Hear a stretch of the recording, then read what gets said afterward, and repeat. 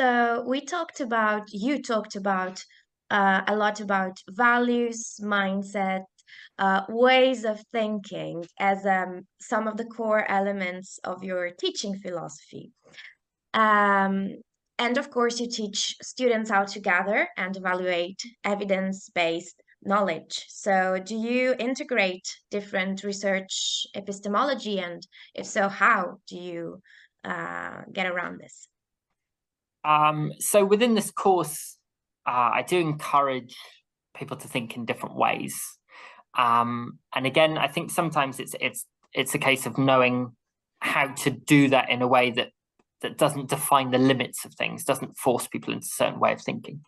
So a good example of what I've done is I've published a book about the evidence behind specific HR practices. And the whole purpose of this book was to be the central kind of core reading of the module, but not because it covers content domain, because it encourages us to think in different ways, approach different epistemological viewpoints. And so, for example, this book deconstructs what's the evidence behind diversity training? Should we bother doing it? If we don't, what are the implications of that? And so building all of those sorts of big, complicated questions, but trying to build an evidence based to try and address them. So what should we do in practice if this is the case? And so it covers all sorts of things from emotional intelligence-based selection, which is part of my PhD research. Don't do it, that's the headline.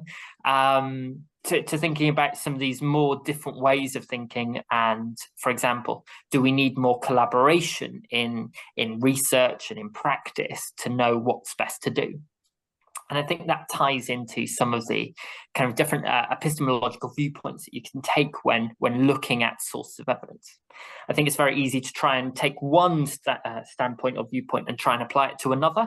And again, it's trying to not necessarily build the lines and build support for a certain given perspective, but to encourage people to acknowledge that there are lots of different perspectives. I'll give you an example of this. One of the students on the first version of this course, now just completed the second, was a trained massage therapist. And so when they were talking and they did their assignment looking at what's the evidence for the role of massages and specifically in-seat massages for workplace stress, it was, well, what's the role of their personal experience and their professional experience in negotiating this?